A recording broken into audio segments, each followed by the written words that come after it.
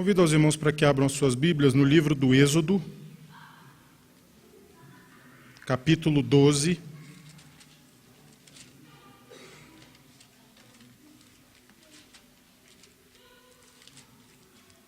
Êxodo, capítulo 12, do verso 1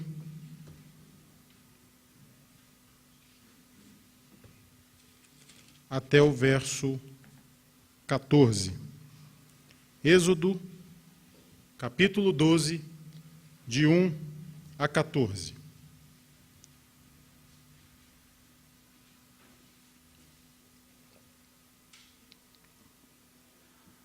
Convido os irmãos que acompanhem a leitura que vou fazer.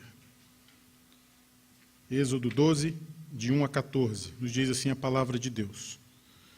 Disse o Senhor a Moisés e a Arão na terra do Egito: Este mês vos será o principal dos meses, será o primeiro mês do ano.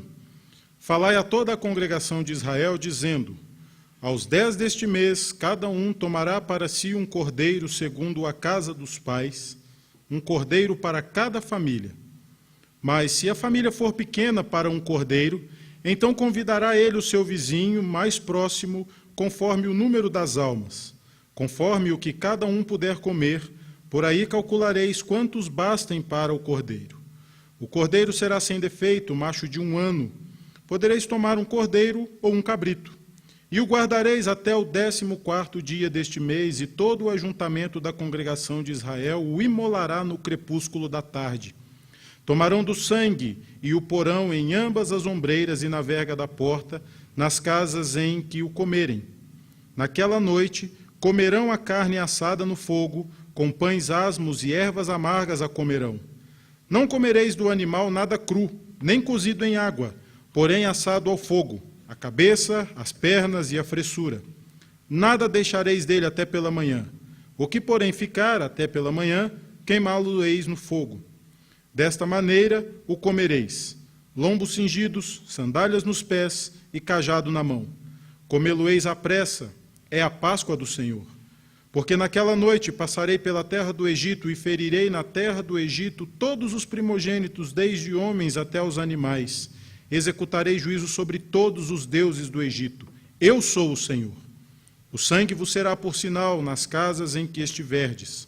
Quando eu vir o sangue, passarei por vós, e não haverá entre vós praga destruidora, quando eu ferir a terra do Egito. Este dia vos será por memorial, e o celebrareis como solenidade ao Senhor nas vossas gerações, o celebrareis por estatuto perpétuo. Vamos orar mais uma vez. Senhor, mais uma vez diante da Tua palavra, nós agradecemos ao Senhor por essa oportunidade, por esse privilégio que o Senhor tem concedido aos Teus servos. Fala aos nossos corações nessa noite, trazendo, ó Deus, a mensagem vinda do Senhor, para que nós possamos assim ser edificados por ela. Te louvamos por isso e agradecemos no nome de Jesus. Amém. Feliz Páscoa. Essa talvez tenha sido a saudação mais ouvida e mais proferida hoje.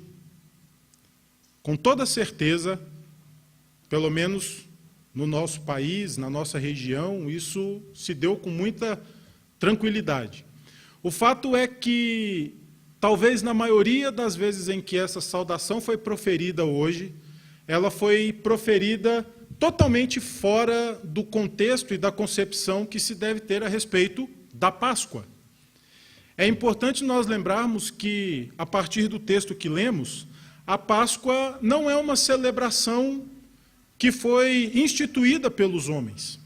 A Páscoa não é um evento do calendário, não é um momento do ano em que nós separamos para nos deliciar aí com os chocolates. No entanto, isso é o que mais se percebe e esse é o comportamento mais comum no período da Páscoa. E até mesmo entre nós cristãos. Quando nós ouvimos a expressão Páscoa, antes de qualquer outra coisa, surge na nossa cabeça pelo menos um coelhinho e um ovo de chocolate.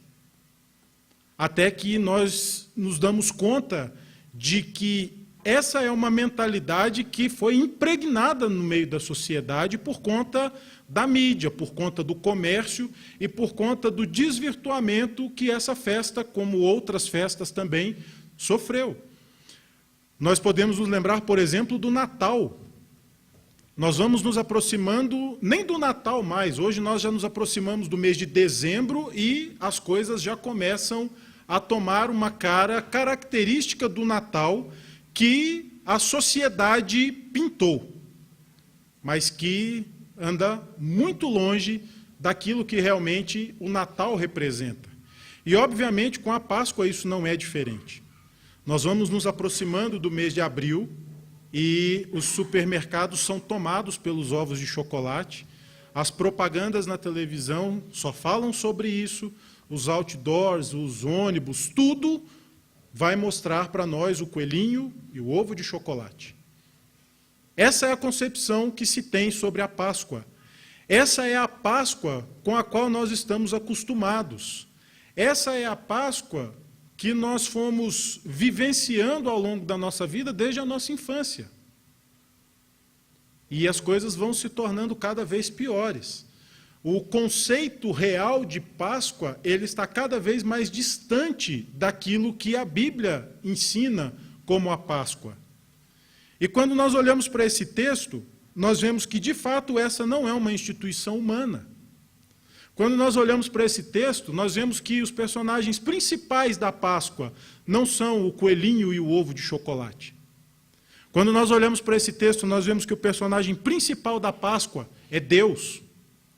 Porque Ele instituiu essa festa para que Ele fosse glorificado através dessa celebração, por conta do que Ele fez pelo seu povo, que era cativo no Egito. Então, nós podemos observar, olhando para esse texto, que a concepção de Páscoa que nós temos hoje, ela anda cada vez mais distante daquilo que as Escrituras nos apresentam, como a realidade da Páscoa, como uma festa que foi instituída por Deus para celebrar o nome de Deus por causa daquilo que Deus fez pelo seu povo. Essas coisas não são lembradas. E essas coisas muitas vezes não são lembradas no meio de nós cristãos. Nós acabamos sucumbindo àquilo que a sociedade impõe, nós acabamos sucumbindo a essa enxurrada de informações equivocadas sobre aquilo que a Bíblia diz. Mas nós andamos, às vezes, muito distantes de entendermos o real significado dessas coisas. Por isso, esse texto nos mostra com toda clareza que, de fato, o personagem principal deste evento que nós celebramos hoje é o próprio Deus, porque foi instituído por Ele, para a glória dEle. O contexto que nós vemos aqui no livro do Êxodo e no contexto próximo dessa passagem é muito conhecido de nós, é o momento em que Moisés está anunciando a Faraó a ordem de Deus para que Faraó libertasse o seu povo do cativeiro do Egito. E nós vemos então que depois de algumas tentativas, Moisés vai anunciar ao Faraó aquilo que Deus havia determinado. E até esse momento, 9 pragas são lançadas sobre o Egito. E após essas 9 pragas que haviam sido lançadas pelo Egito, ou sobre o Egito, lançadas por Deus sobre o Egito, chega finalmente o anúncio da última praga, que é a praga da morte dos primogênitos. E então, quando nós olhamos para o texto, nós vemos que, pouco antes, no capítulo 11, Deus vai anunciar a 10ª praga, e então ele vai explicar como essas coisas se dariam, e Moisés então passa a ser o responsável por anunciar essa praga. E Deus diz a Moisés, capítulo 11, verso 1, ainda mais uma praga trarei sobre Faraó e sobre o Egito, então vos deixará ir daqui, quando vos deixar, é certo que vos expulsará totalmente. Deus está dizendo para Moisés o seguinte, olha, dessa vez não tem jeito. Faraó vai expulsar vocês daqui. Ele não vai permitir de forma alguma que vocês permaneçam na terra do Egito. Mas nós conhecemos a história. E nós sabemos que ao longo do desenvolvimento das pragas, em alguns momentos Faraó até demonstrou que estava cedendo à situação a que ele era submetido. Mas, de alguma forma, ele queria demonstrar que estava permitindo a saída do povo, mas de fato não estava. E ele disse, olha, vocês querem ir? Tudo bem, vamos fazer o seguinte, vocês podem ir ao monte, vocês podem adorar ao Deus de vocês, mas vocês, após adorarem, vocês vão retornar. E hoje, tratando sobre esse assunto com os adolescentes, eu disse, isso é mais ou menos como o indulto que os presos recebem. No Dia das Mães, você pode sair da prisão, vá à casa da sua mãe, faça uma visita a ela, comemore com ela o Dia das Mães, mas ao final do período você retorna. Isso não é liberdade. E Faraó, em algum momento, sugeriu isso para o povo. Olha, vocês podem ir, podem adorar o Deus de vocês, mas depois vocês voltam. Mas o que Deus havia providenciado e o que Deus havia determinado e o que Deus havia prometido para o povo é que o povo seria liberto do cativeiro, que já se alongava aí pelo período de 400 anos. Não bastava apenas Faraó permitir que eles saíssem do Egito para adorar ao seu Deus, e depois disso retornassem e continuassem sendo cativos. Então Deus diz, olha, eu vou enviar uma última praga. E agora Faraó não vai se levantar mais contra o povo, e ele vai permitir que vocês saiam. Mas isso se dará da forma como eu determinar. Então, Deus vai anunciar a Moisés como essas coisas deveriam acontecer. Então, quando nós olhamos para o início do capítulo 12 que nós lemos, nós vemos Deus anunciando a Moisés e a Arão, este mês vos será o principal dos meses, será o primeiro mês do ano. E aqui há um ponto muito interessante, porque esse momento na vida do povo, esse evento que se daria no meio do povo, era um evento que, de alguma forma, mostraria um aspecto de renovação na vida desse povo. É bom nós lembrarmos que, diante do período do cativeiro, o povo que estava no Egito e que saiu do Egito liberto, era um povo que não conhecia uma outra realidade. Eles nasceram escravos, eles viveram como escravos, e até aquele momento eles eram escravos. Aquela geração que estava no Egito era uma geração que já nasceu no cativeiro. Eles não conheciam uma outra realidade. E, de repente, agora, diante dessa possibilidade de se tornarem livres, de não serem mais subjugados por um outro povo e de terem condições de serem um povo que poderia caminhar segundo as ordens do seu Deus, isso trazia para eles a expectativa de uma vida nova, de um novo contexto, de uma nova realidade. E é interessante que isso fica muito claro quando Deus diz, esse será o primeiro mês do ano.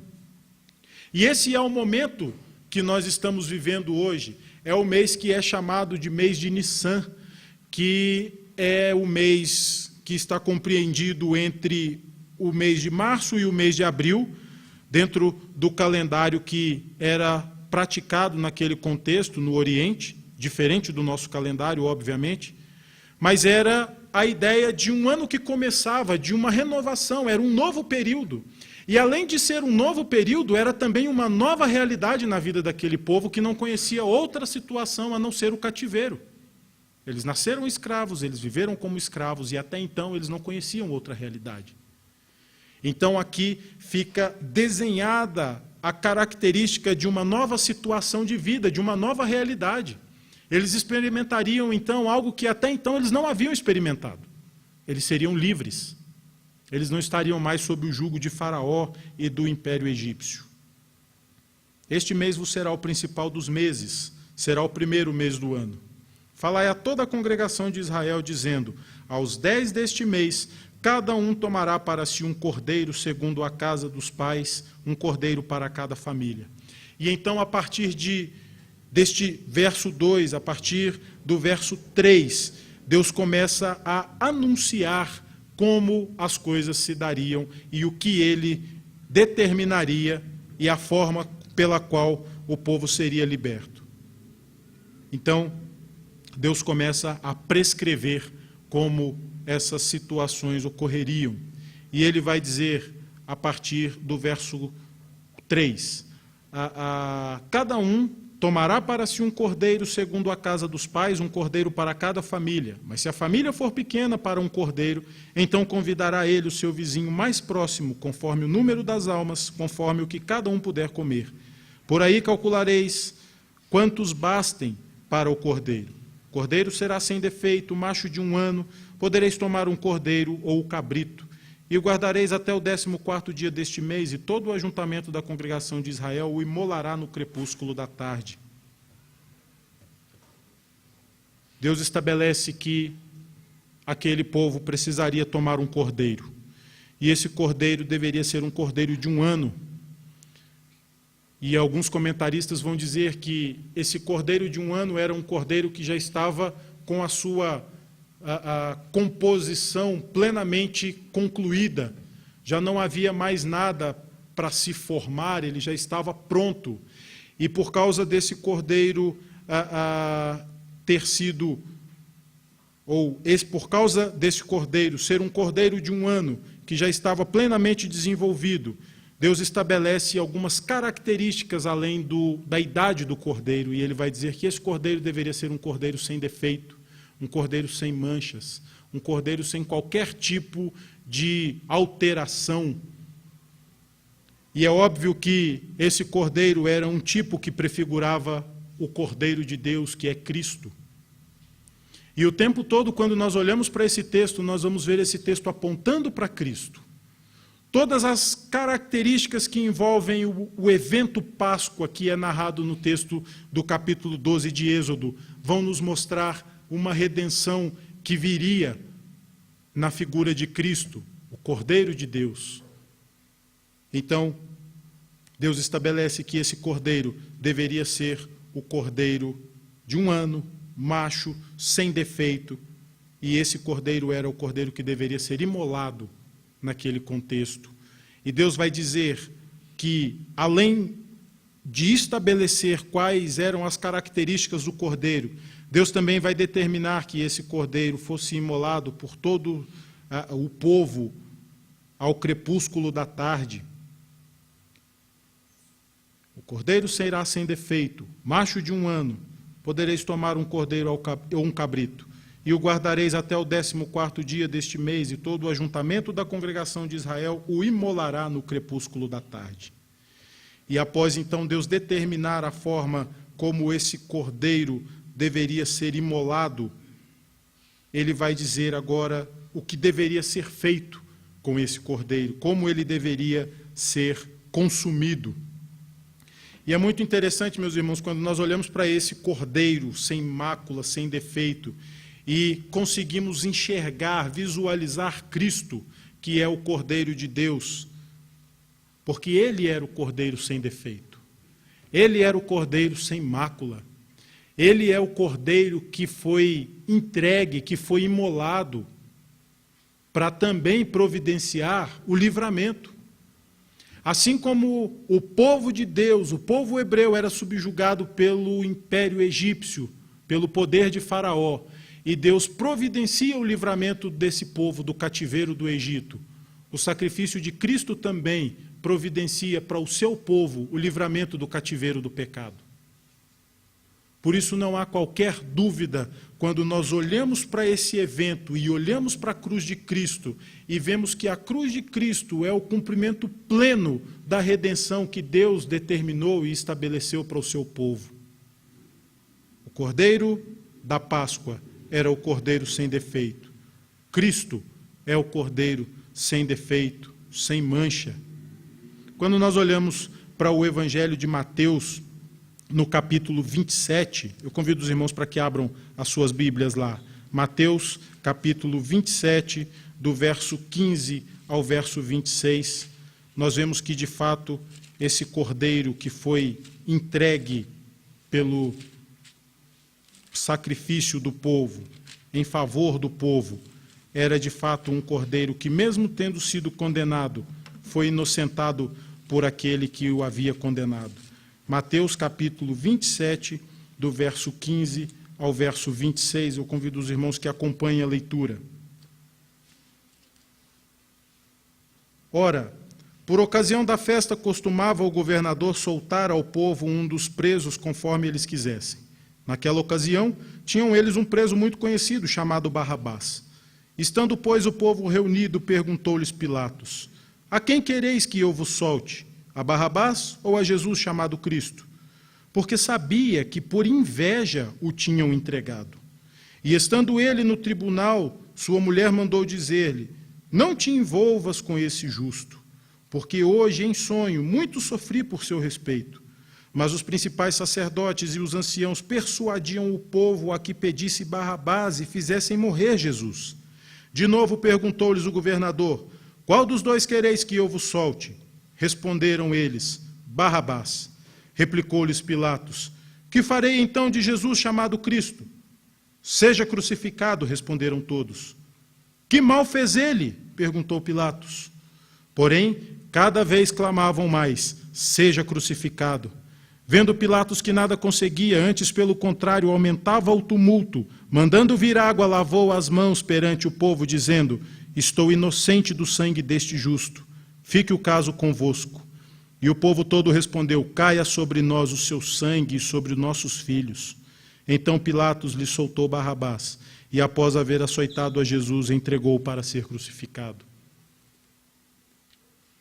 O próprio juiz que condenou a Jesus afirmou diante do povo que não havia motivo para isso. Não havia defeito no cordeiro. Não havia motivo para que ele fosse condenado. Por que vocês querem que esse homem seja morto? Não vejo culpa nele. Não sei qual foi o crime que ele cometeu. Sei que ele foi entregue por inveja. Mas não há motivo para condená-lo. E então ele pede para que venha uma bacia com água e ele lava as mãos e diz: olha, eu estou inocente do sangue desse justo. Façam vocês o que bem entenderem com ele. Não havia motivo para que o cordeiro fosse morto, a não ser pelo propósito eterno de Deus, em favor daqueles a quem ele escolheu desde antes da fundação do mundo. Esse era o motivo pelo qual o cordeiro deveria ser morto.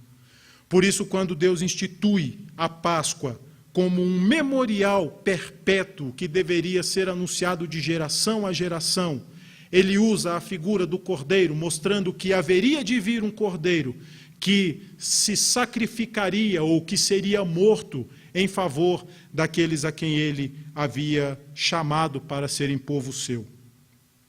Cordeiro sem defeito.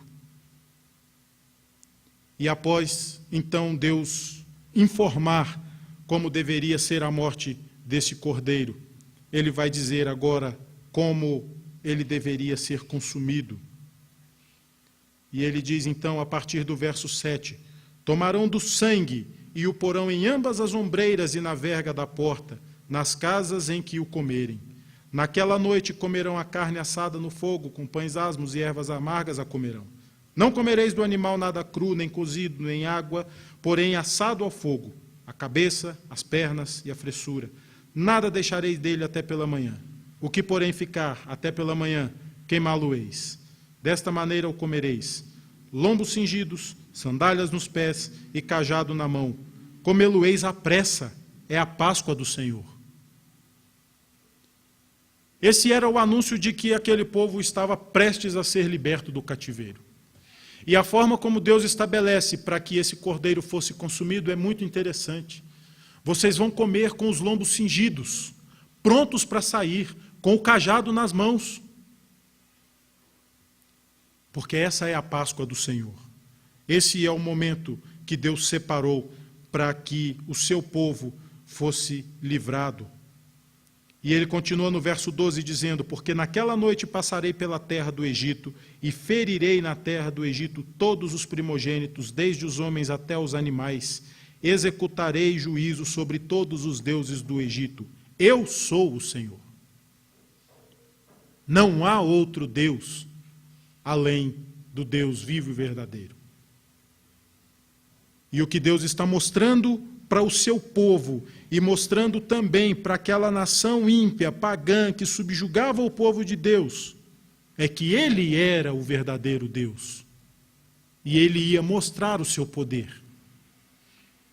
O sangue que foi espargido nos umbrais das portas também era um tipo que prefigurava o sangue de Cristo, o sangue do Cordeiro que seria vertido na cruz. Esse sangue deveria ser espargido como um sinal da bênção de Deus. E o sangue de Cristo derramado na cruz do Calvário é o sinal da bênção de Deus. Todas as casas onde houvesse o sangue na porta simbolizava que naquele lugar as pessoas estariam seguras, porque elas estavam debaixo da proteção do sangue do Cordeiro. E o sangue do Cordeiro, que estava pintado na porta daquelas casas, simbolizava a vida.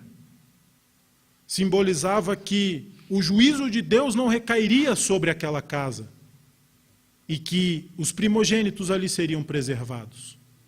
Por outro lado, as casas onde o sangue não estivesse sinalizando o cuidado de Deus sobre o seu povo, seriam alvos da ira e da condenação de Deus.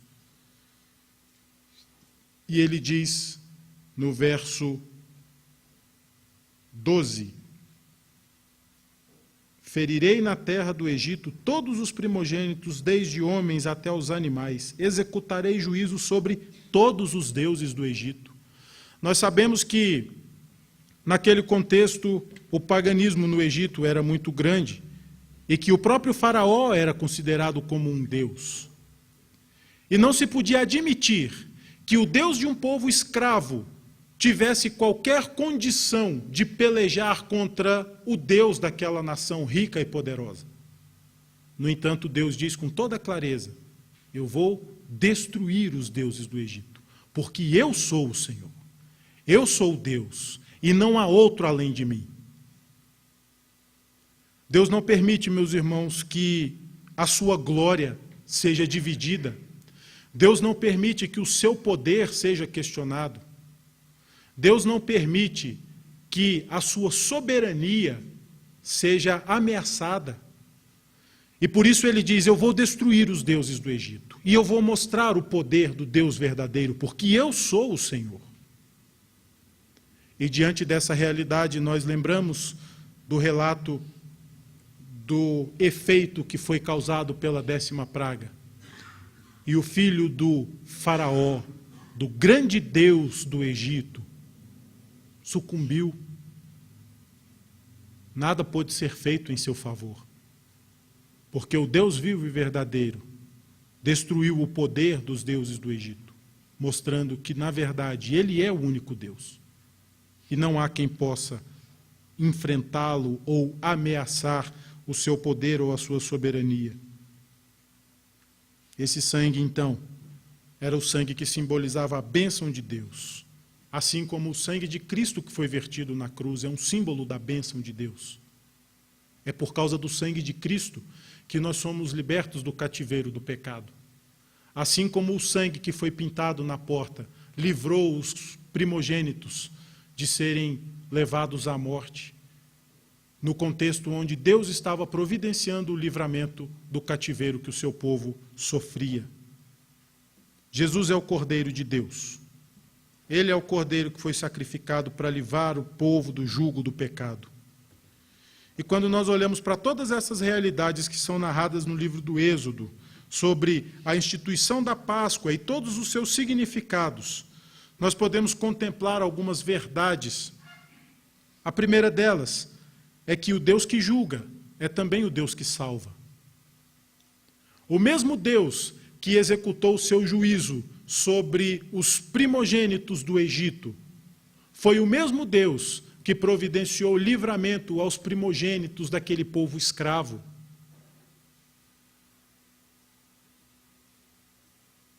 E nós vemos que a salvação que foi providenciada, ela não partiu do povo, mas ela foi efetuada por meio de substituição.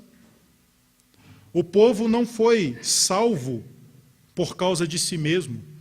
O povo não foi salvo por causa de méritos ou por causa de algo que lhes tornava merecedores dessa salvação. Eles foram salvos porque essa era a vontade de Deus e porque Deus estabeleceu isso. Ele disse como seria, ele disse quando seria. E não houve nada que pudesse impedir que os planos de Deus fossem concretizados, nem mesmo o grande poder que Faraó tinha naquele contexto. Ainda que ele tivesse tentado fazer alguma coisa para impedir a ação de Deus. Mas ele não podia fazer nada. O fato é que essa salvação, ela é por substituição. Esses homens, esses primogênitos, eles foram salvos por causa do sangue do Cordeiro que foi aspergido na porta. E é óbvio que quando nós olhamos para a cruz, nós entendemos que a nossa salvação se deu da mesma forma, por substituição. Foi por causa do Cordeiro de Deus que nós tivemos os nossos pecados perdoados. Foi por causa da cruz e do sacrifício de Cristo que nós fomos livres da morte eterna, nós fomos livrados do inferno, da condenação e da ira de Deus. Não foi por nós, pela nossa capacidade, não foi pelo nosso mérito, ou por qualquer outro motivo que trouxesse sobre nós a responsabilidade da nossa salvação, mas foi tão somente pela graça e pela misericórdia de Deus, e pelos propósitos de Deus que já haviam sido decretados desde antes da fundação do mundo. E esses planos, eles não podem ser frustrados, porque Deus é soberano e não há nada que possa impedir que os seus decretos sejam cumpridos, quando Ele quer, na hora que Ele quer, da forma como Ele quer. O sangue do Cordeiro é aquilo que garante vida. Se nós temos a certeza da nossa salvação, se nós temos a certeza de vivermos eternamente com Cristo, é tão somente pelo sangue de Cristo que foi vertido na cruz. E todos aqueles que foram lavados no sangue de Cristo podem ter a certeza de que um dia hão de reinar com Ele, por toda a eternidade. Mas não por nossa causa, mas para a glória de Deus, para que os seus decretos firmados, estabelecidos, se cumprissem na vida daqueles a quem Ele mesmo reservou para si. Todos aqueles que foram salvos deixam de ser escravos e se tornam propriedade exclusiva de Deus. Assim como Deus retirou aquele povo do Egito, do cativeiro, do jugo do império egípcio, do poder de Faraó, e trouxe para ele aquele povo a quem ele continuou sustentando, guiando, dirigindo, disciplinando. Da mesma forma, nós, como povo de Deus, deixamos de ser escravos do pecado para nos tornarmos propriedade exclusiva de Deus. Isso deve causar em nós algum tipo de reação, no sentido de pensarmos como é que nós temos vivido, sendo nós povo de Deus, sendo nós propriedade de Deus, deixando nós de sermos escravos do pecado, escravos das nossas vontades, para sermos agora servos do Deus Altíssimo, o povo que Ele chamou para si. Portanto, meus irmãos, quando nós nos deparamos com essas realidades que são descritas no livro do Êxodo, e podemos observar que nada foge ao controle de Deus, e que não há qualquer evento na história, especialmente na história que nos é narrada pelas Sagradas Escrituras, que esteja desconectado de todo o propósito de Deus, nós podemos perceber que Deus é o Senhor da história, que Ele coordena todas as coisas conforme o conselho da sua vontade. O salmista vai dizer que o Senhor conhece cada um dos nossos dias, antes que qualquer um deles exista. Ele sabe toda a nossa história, antes mesmo de nós sermos tecidos no ventre da nossa mãe. Porque todos os nossos dias foram escritos no livro, cada um deles escrito e determinado quando nenhum deles havia ainda. Nós lemos isso no Salmo 139, mostrando quem é o Deus a quem nós servimos. Por isso, quando nós olhamos para essas realidades que nos são apresentadas aqui, quando nós olhamos para todas essas características que são estabelecidas pelo próprio Deus, mostrando qual é a forma que Ele quer ser cultuado, mostrando qual é a forma pela qual Ele quer que o nome dEle seja glorificado por meio do seu povo, mostrando que Ele é o Deus que cuida, que corrige, que protege. Nós não temos como olhar para a realidade dos nossos dias e entender qual é esse conceito que se tem a respeito da Páscoa. Porque tudo o que se pensa a respeito da Páscoa é totalmente contrário, desconectado daquilo que as Escrituras nos apresentam. Isso tira a beleza do evento em que Deus se coloca diante do seu povo e provê livramento de forma extraordinária. Tirar um povo do meio de uma nação extremamente poderosa como era o Egito naquele contexto, fazer com que esse povo caminhe pelo deserto, atravesse um mar que se abriu, e o texto das Escrituras vai nos dizer que o povo atravessou a pé enxuto. E esse povo vai peregrinar por esse deserto durante 40 anos. E o texto vai nos dizer que as sandálias dos seus pés não se gastaram, que as suas roupas não acabaram, que quando lhes faltou alimento, Deus providenciou alimento caindo do céu. E quando eles se encheram do maná, eles reclamaram e Deus falou, tudo bem, mandou codornizes. E esse povo começava a murmurar dizendo, puxa vida, Moisés, você nos tirou lá do Egito para nós morrermos aqui no meio do deserto. Nós não temos nem água para beber. E Deus providencia água. E de repente serpentes começam a picar aquele povo, serpentes mortais. E Deus providencia a cura. E durante o dia Deus caminhava com o povo numa coluna de nuvem e à noite numa coluna de fogo, mostrando a sua glória, mostrando o seu cuidado, mostrando o seu relacionamento com o seu povo. E hoje nós olhamos para a Páscoa e limitamos esta ação extraordinária de Deus no meio do seu povo a um coelho. Nós nos esquecemos das maravilhas que Deus fez. Nós nos esquecemos de que esse momento da história que nós vivemos hoje, nós celebramos porque isso foi uma determinação do próprio Deus, quando Ele disse lá, isso vocês vão fazer toda vez como um memorial para que as gerações vindouras saibam quem é o Deus desse povo. E quando as crianças perguntavam, o que está acontecendo, que festa é essa? Você vai dizer que essa festa é o símbolo, é o memorial do livramento que Deus providenciou ao seu povo no Egito, de forma extraordinária. Mas nós nos esquecemos disso. Nós preferimos pensar ou preferimos ignorar toda essa realidade, porque isso exige de nós também uma postura. Afinal de contas, nós somos povo de Deus.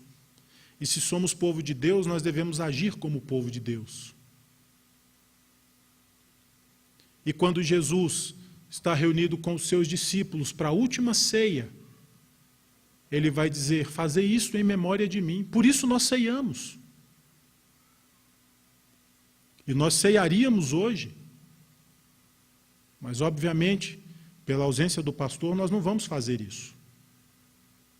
Mas nós ceiamos, porque Jesus determinou que nós fizéssemos isso, em memória dele, em memória do sacrifício ao qual ele se submeteria em favor do pecador, daqueles que ele separou para si. E ele vai mostrar que o pão é o símbolo do seu corpo, que seria moído. E ele vai mostrar que o cálice do vinho é o símbolo do seu sangue que seria derramado para que o seu povo pudesse ser liberto do cativeiro do pecado, de uma vez por todas. Jesus é o cumprimento pleno da Páscoa. Jesus é a Páscoa. Mas essas coisas vão se perdendo no nosso meio. Nós vamos abrindo mão da realidade que a Bíblia nos apresenta, que as Escrituras nos mostram, e nós vamos sucumbindo a tantas outras coisas que de Bíblia estão longe. E nós passamos a perverter os conceitos bíblicos, em nome talvez da nossa própria satisfação, ou da nossa falta de comprometimento com as Escrituras. Mas nós não podemos deixar de olhar para essa realidade e entender que, diante de tudo o que o texto nos apresenta, de todo o contexto que esse povo viveu, quando Deus estabeleceu a Páscoa, olhando para tudo isso, nós não temos como admitir que a Páscoa tenha algum sabor doce, como é o sabor do chocolate. Mas o sabor da Páscoa, ele é amargo. O que ele representa é algo muito duro. Ele representa o sacrifício de Cristo, que desceu, se fez homem, em favor de pecadores, como cada um de nós, pela sua própria vontade, pelo decreto eterno de Deus, voluntariamente. Portanto, o sabor na Páscoa não é um sabor doce. Contudo, ainda que esse sabor não seja um sabor doce como é o do chocolate, visto que ele representa o sacrifício substitutivo de Cristo em favor do pecador, a doçura para aqueles que foram redimidos no sangue do Cordeiro, quando ouvirem do Mestre: vinde benditos de meu Pai, entrai na posse do reino que vos está preparado desde a fundação do mundo. Aí a doçura.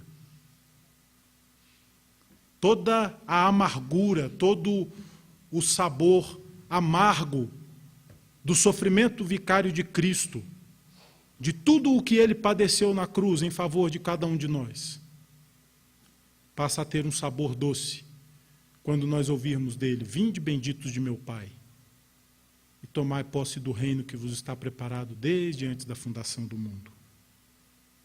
Que Deus tenha misericórdia de nós, meus irmãos, para que as verdades da Bíblia não sejam distorcidas no nosso viver diário, para que nós tenhamos condições de, diante dessas distorções, nos posicionarmos e dizermos: não, está tudo errado. Está tudo errado. Isso não é Páscoa. E apresentarmos o que de fato as Escrituras nos ensinam sobre a ação de Deus no meio do seu povo, sobre a forma extraordinária como Deus age no meio do seu povo, providenciando o livramento, providenciando o sustento, providenciando a vida, e vida eterna por meio de Cristo. Portanto, nós não podemos permitir que essas coisas se apoderem de nós e que tirem de nós o foco, de modo que nós deixemos de olhar para Cristo e passemos a olhar para coisas que não têm valor e que certamente hão de nos conduzir por caminhos perigosos. Mas que Deus tenha misericórdia de nós para que o nosso foco seja sempre Cristo e que nós, como servos dele, não sejamos intimidados por qualquer circunstância, mas possamos falar daquilo que Deus fez pelo seu povo, daquilo que Deus fez por cada um de nós ao enviar o seu Filho para morrer na cruz em favor do pecador. Deus nos abençoe.